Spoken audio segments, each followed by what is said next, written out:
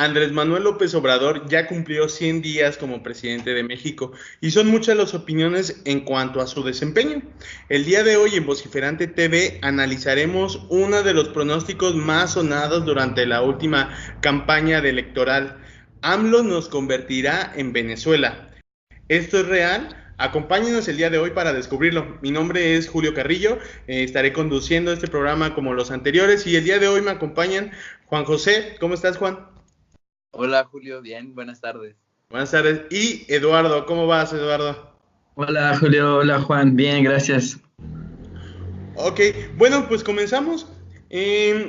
Venezuela y México comparten características sociales, culturales, económicas, entre otras muchas. Y son estas últimas, las económicas, las que podríamos comenzar por comparar. Existen similitudes en la forma en que AMLO está tratando, por ejemplo, Pemex con las acciones que tuvieron los presidentes venezolanos sobre PDVSA, Juan. Mira, pues yo creo que podríamos encontrar algunas similitudes. Yo pienso que Andrés Manuel está tratando de basar una buena parte del desarrollo económico del país. Hay que recordar que él prometió crecer al 4%, lo cual parece muy difícil después viendo la tendencia de crecimiento del país. Está tratando de basarla en la recuperación de Pemex. Eso es indiscutible, ¿no? De ahí que podríamos hacer quizá esa primera similitud, pero establecer esa primera similitud. Pero pienso también que la industria mexicana, o sea, todos los componentes de la economía mexicana son ya de hace tiempo muy distintos. Los mexicanos nos hemos preocupado por diversificar la matriz productiva del país para que ya no dependamos tanto del petróleo, ¿no? Lo que pretende Andrés Manuel no es regresar a que el petróleo sea el principal aporte del país, sino que empuje a la economía en un sentido, que sea como un sentido adicional, un crecimiento adicional, ¿no? Entonces, sí, bueno, sí es una similitud, pero van enfocadas en caminos distintos. Okay. ¿Algo que quieras agregar, Lalo? Sí, que a mí también me parece que en este juego de energía que está tratando de llevar Andrés Manuel López Obrador, también la Comisión Federal de Electricidad es muy importante y que le está haciendo mucho énfasis en recuperar algunas de las omisiones que se han tenido ya por mucho tiempo, ¿no? En la Comisión Federal de Electricidad, pero sí me parece que el énfasis del gobierno de Andrés Manuel para obtener ingresos va a ser a partir de la energía, tanto por parte de Pemex como por parte de Comisión Federal de Electricidad. Sí, y bueno, yo pienso, en todo caso, yo pienso que está bien, ¿no? O sea, es importante que si tenemos una industria petrolera del tamaño de la que tenemos y que había estado abandonada por tanto tiempo, invertir en ella es bastante justificable, pues si tú tienes un negocio que te ha dejado mucho dinero por mucho tiempo, ¿por qué lo venderías si todavía tiene la capacidad de dejarte algo, ¿no? O sea, yo creo que está bien que lo rescatemos. El problema es cuánto nos va a costar rescatarlo. Hay A mí, muchos... ¿Y en qué Ajá, forma? Sí, sí, Lalo. sí, me parece que el problema es que, bueno, sí, a mí tampoco me parece que esté mal que se intente rescatar Pemex y Comisión Federal de Electricidad. A mí lo que me parece que es un problema es que estemos apostando a ese tipo de energías todavía, ¿no? Que no le va a dar lugar a que apostemos a energías renovables, energía solar. Se acaba de cancelar una reunión muy importante con un grupo alemán, ¿no? Sobre producción de energía renovable, pero pues es que esto, digo, sí deberíamos estar apuntando a ello, pero lo cierto es que no se creó la infraestructura por mucho tiempo, ¿no? Se abandonó se abandonaron muchos proyectos de energía. hay que recordar también que Andrés Manuel dijo que él quiere hacer lo que en 6 años en su gobierno lo que se haría en 12 años, ¿no? Entonces, la forma más fácil de impulsar el desarrollo que él ve, o sea, la forma más rápida es rescatando la industria petrolera. Es la industria que más ingresos nos dejaría en el menor tiempo, ¿no? Pero claro, pues, o sea, va en sentido contrario a las tendencias energéticas hasta cierto punto, porque sinceramente, a pesar de que se está cada vez invirtiendo más en energías alternativas, todavía el petróleo es el principal energético del mundo. Claro, y pues bueno, sí, tenemos que retomar la comparación, ¿ok? Venezuela y México.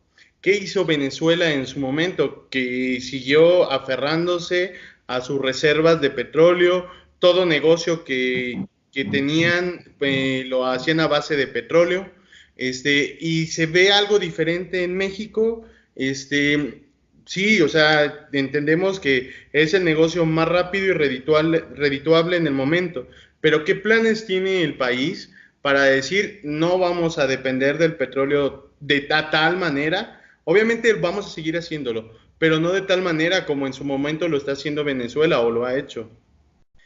Sí, pues mira, es que ya está la matriz productiva, nosotros ya no podemos dar marcha atrás, ¿no? La matriz productiva de México ya está muy diversificada. O sea, si nosotros, por ejemplo, entramos a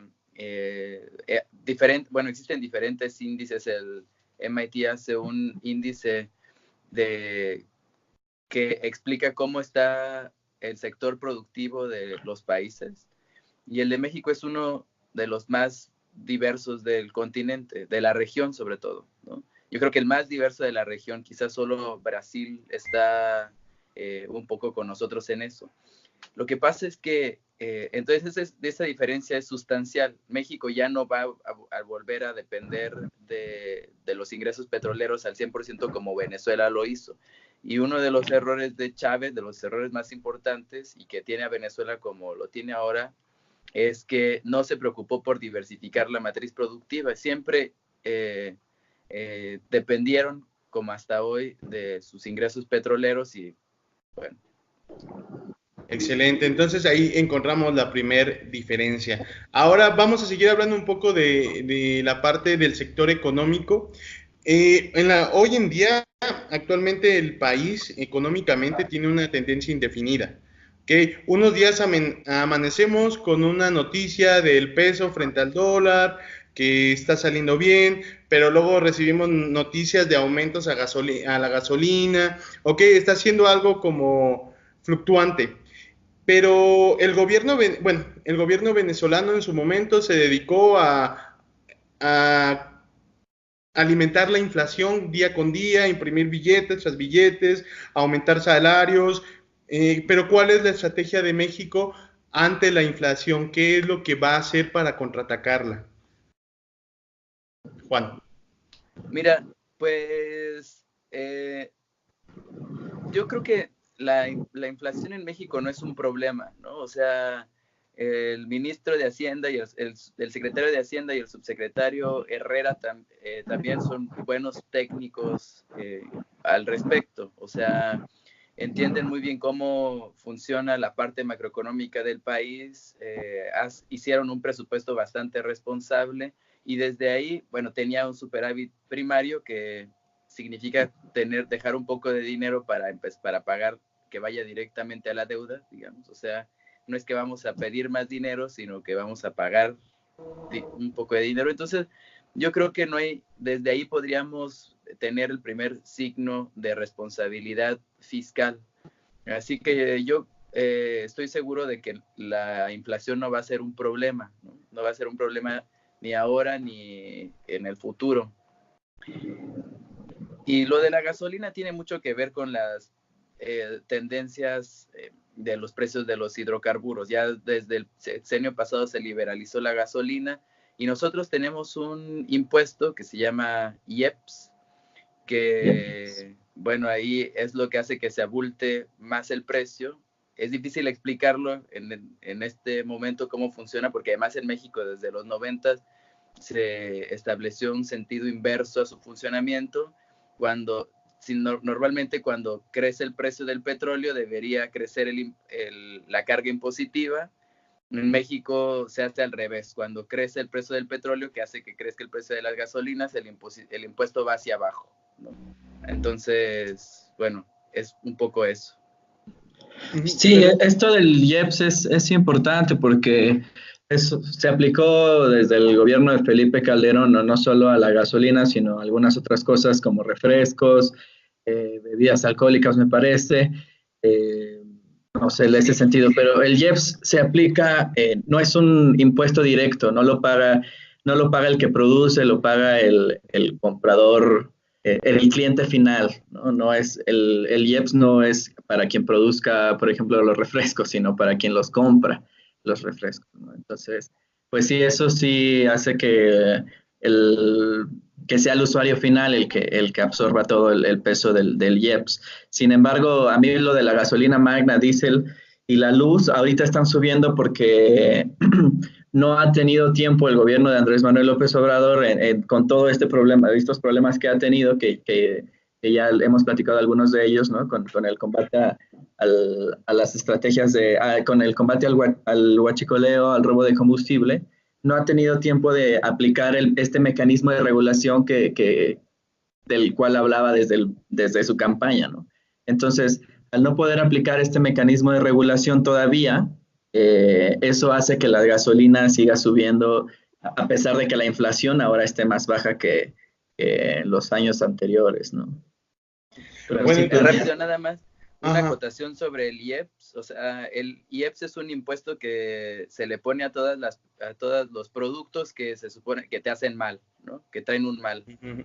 Como, por ejemplo, los refrescos hacen mal a la salud, la gasolina hace mal al medio ambiente, digamos. Entonces, esa es la lógica del IEPS. Bueno, entonces el hecho de que el gobierno actual mantenga estas estrategias, estas medidas, pues nos asegura que no nos va a llevar a una situación de una inflación extraordinaria, que bueno, ha bajado la inflación en México, pero sigue habiéndola, pero sabemos que no vamos a llegar a ese punto, ¿verdad? Sí.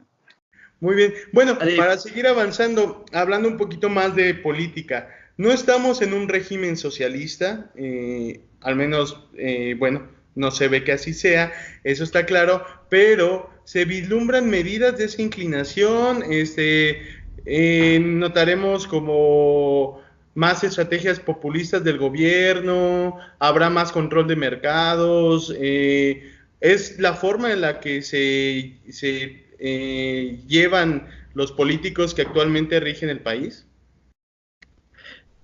¿Quieres empezar, Juan?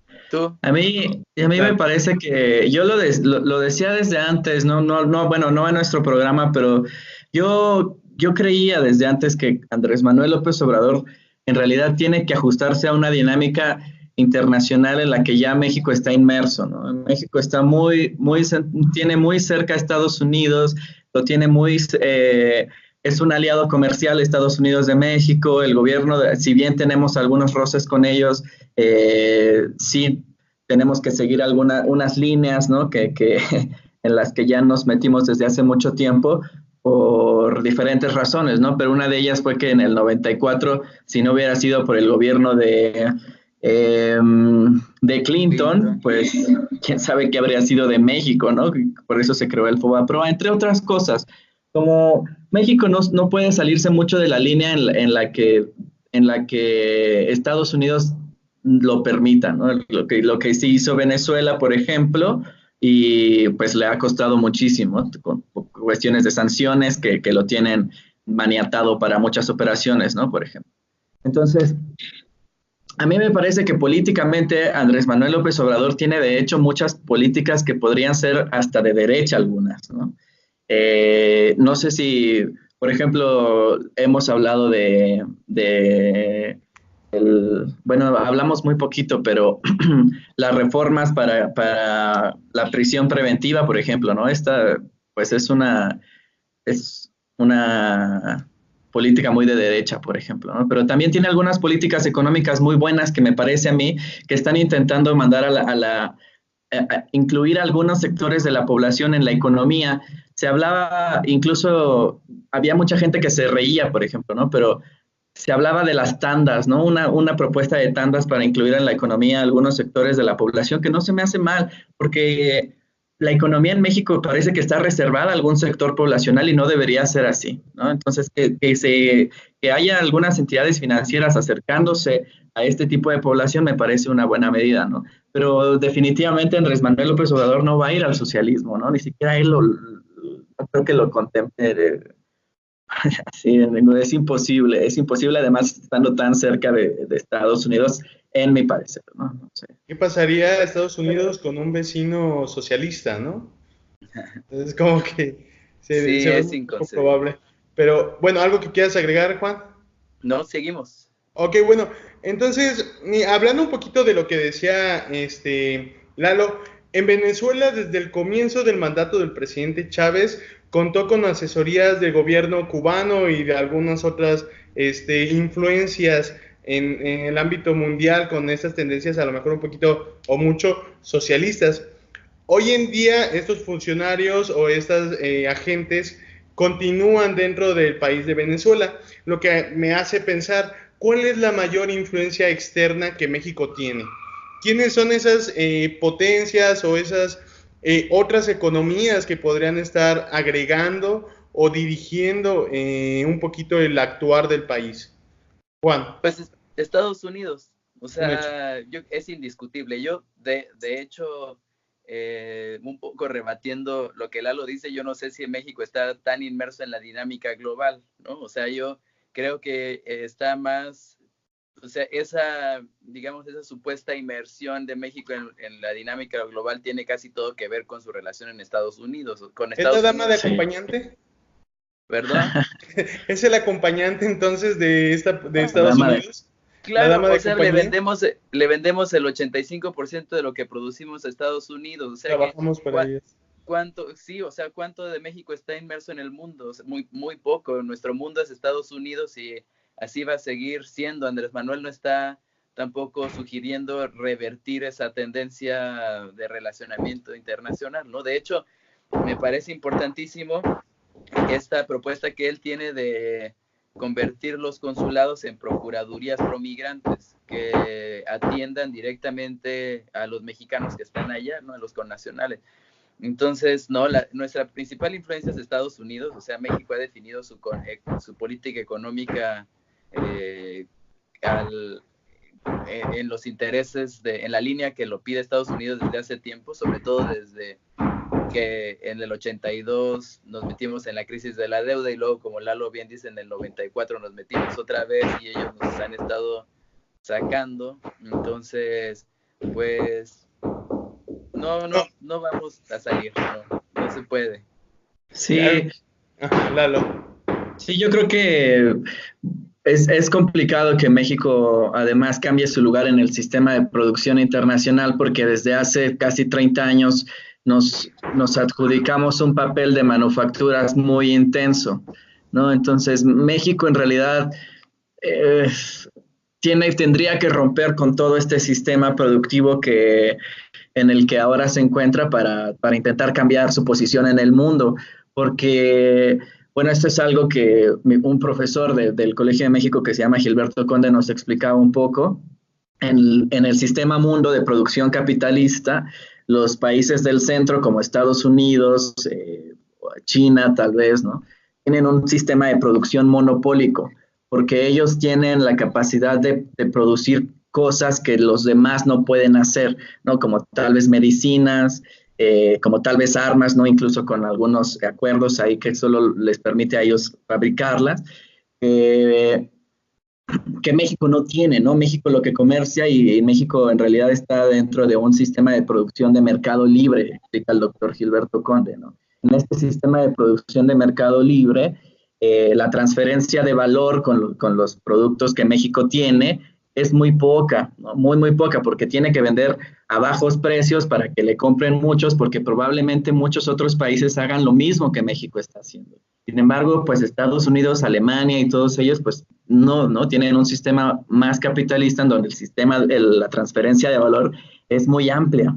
Entonces México ya está inmerso en este sistema de producción capitalista, ¿no? Y no nos podemos salir de ahí, ¿no? La verdad es que es difícil, tal vez podríamos ser autosuficientes en algunas cosas, pero no lo vamos a, no, eso no va a involucrar que México va a cambiar de repente su lugar de la semiperiferia o tal vez periferia al centro del sistema mundo, ¿no? Se me hace complicado, mucho menos porque estamos tan cerca de Estados Unidos. Claro, pues ellos nos dicen qué producir, o Sí, sea, claro. producimos lo que necesitan. Ok. Y entonces, ¿sería correcto que el gobierno de nuestro país mantuviera esta tendencia o tendríamos que aconsejar un cambio significativo? O sea, a mí me gustaría que se cambiara, ¿no? Pero es un sentimiento quizá por nacionalista anquilosado, pero en realidad ya en el sentido pragmático y por lo que bien dice Lalo citando al doctor Conde, no se puede. O sea, México es muy difícil y no nos conviene en el corto plazo, sobre todo pensando en esta idea de Andrés Manuel de hacer en 6 años lo de 12, cambiar esa dinámica. O sea, sería meternos en un problemón. Y como solo apuntando a la autosuficiencia energética me parece importante. Eso sí me parece, yo creo que el rescate de Pemex tiene mucho que ver con eso y bueno, Andrés Manuel López Obrador lo ha dicho. Conseguir la autosuficiencia energética yo creo que es trascendental en todos los países, no solo en México. Ok. Y bueno, para terminar, vemos, queda muy claro que económicamente, en cuanto a energía, en cuanto a políticas, el gobierno no va a cambiar la tendencia. Entonces estamos hablando claramente de que no somos Venezuela y muy poco probablemente lo seremos, ¿ok? Pero podríamos hablar también incluso de otros temas. Por ejemplo, se ha atacado muchas veces al gobierno de Maduro de ser un narcoestado, en el que apoya esas grupos, o al menos como les permite trabajar. ¿Qué va a hacer AMLO con ellos? Porque, y lo mencionábamos cuando hablábamos de Los sus... venezolanos Exacto, con pero, los grupos del narco. ajá, pero ¿qué va a hacer con los grupos de narco aquí en México? Porque ya no se ha hablado tanto de ese tema últimamente. A ver, Juan. Pues Eh, atender a ver, las causas, es lo que hayamos dicho, lo que hemos dicho. Andrés Manuel está atendiendo, no solo la Guardia Nacional es la parte, digamos, dura de la estrategia, pero el centro y lo más importante es la atención a las causas. Claro. sí, me parece que pues México comparte muchos problemas con Venezuela, ¿no? Muchísimos, muchísimos problemas con Venezuela y como los compartimos con todos los países llamados en subdesarrollo, ¿no? El tercer mundo, que es pobreza, falta de educación, corrupción, muchísima, ¿no? Entonces, a mí me parece que se tiene que empezar a ver desde el primer año que eso cambia, ¿no? Que si bien ahora Andrés Manuel ya dijo que ya no van a ganar tanto, que va a reducir dinero para los partidos, que se van a atacar a los políticos corruptos, se tiene que ver desde el primer año que está pasando, ¿no? Se tiene que ser tangible para la sociedad. Y si es tangible para la sociedad, quizás eso involucre que eso puede llevar a un verdadero cambio, ¿no? Pero debe ser muy tangible, él debe ser muy fuerte y no solamente decir en las mañaneras que va a pasar, ¿no? Sino que pase. Y A mí, por ejemplo, empiece. me parece que no, yo no concuerdo en esto de que perdonemos a los corruptos pasados, ¿no? Porque le han hecho mucho daño a México. A mí me parece que sí debería ser más fuerte con ellos. Si bien no son sus capacidades por la división de poderes en México, al menos sí debería ser un poquito más empático en eso, ¿no? Proponer algo para la Suprema Corte, proponer algo para los diputados, porque yo creo que México lo requiere y debemos sanar algunas heridas como es de estas, ¿no? De Duarte, de los Duarte, de todo eso fue horrible, ¿no? Yo no sé, lo tenemos que ver. Bueno, yo como comentario final al respecto de esto quiero decir que, bueno, la política social de Andrés Manuel es también parte de la estrategia de combate al narcotráfico, a la inseguridad y todo. O sea, Sí. él tiene una pretensión de sacar 23 millones de personas de la pobreza en los primeros años, ¿no? Entonces eso es fundamental. Sí, Lograrlo sería algo extraordinario para el país. sería. Pues, perdón. Sí, es que antes tengo aquí un dato que teníamos políticos ganando hasta 700,000 pesos mensuales en México. Esas son cosas que son ridículas, ¿no? Que deben empezar a acabar y que, pero pues justo, ¿no? Pues regreso, que deben ser cosas como así tangibles que la gente vea que están cambiando para que, pues que vea que desde arriba, ¿no? También se está. No, y bueno, algo que hablaba con Juan antes de iniciar el programa, el gasto público en Venezuela creció, no sé, se multiplicó en gran manera. Se contrataban personas para las instituciones, para los cargos gubernamentales, cosa que no vemos en México. E incluso vemos lo contrario con estas políticas en cuanto a disminuir los sueldos. Austeridad. Claro. Ajá, de austeridad, también muy criticado a lo mejor por la forma, los despidos de personales de confianza de algunas instituciones, pero que hasta cierto punto, o sea, tal vez no se hizo de la mejor manera, pero era necesario porque era un gasto que estaba haciendo el gobierno, que no era como indispensable. Entonces, Sí, yo creo que, perdón. no, termina. Ah, bueno, y de hecho es para terminar, no es Venezuela, no vamos en ese camino. El país va a continuar con muchas de sí, a lo mejor las políticas anteriores, pero las que esperemos que el gobierno solamente mantenga las funcionales, las que estaban generando Sí, algo al país y claro. bueno, que pueda agregar algunas mejores. Para terminar, Lalo.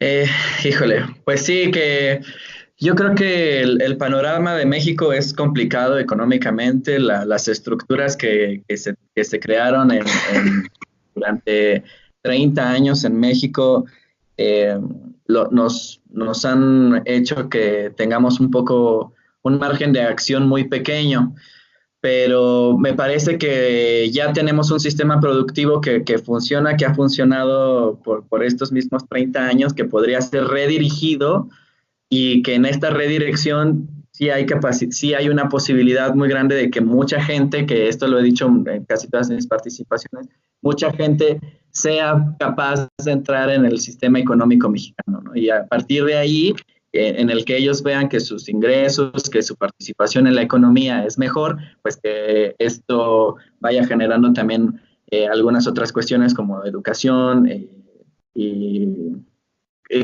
algunas cosas que mejoren tanto tanto la economía como la seguridad en México, ¿no? Ok, muy bien. Juan, para terminar, ¿algo que quieras agregar? Pues nada, solo decir que hay que esperar, o sea, 100 días son pocos y yo pienso que va a ir bien, o sea, hay una lógica distinta a lo que veníamos haciendo y no hay ninguna señal que pudiera ponernos en alarma, ¿no? Una señal grave que pudiéramos ponernos en alarma. Pues bueno, el día de hoy, ¿Tú qué pues opinas, Julio? terminamos. ¿Perdón? ¿Tú, Julio? ¿Yo qué opino? Yo me siento confiado. Yo confío en las políticas que se están implementando en el país.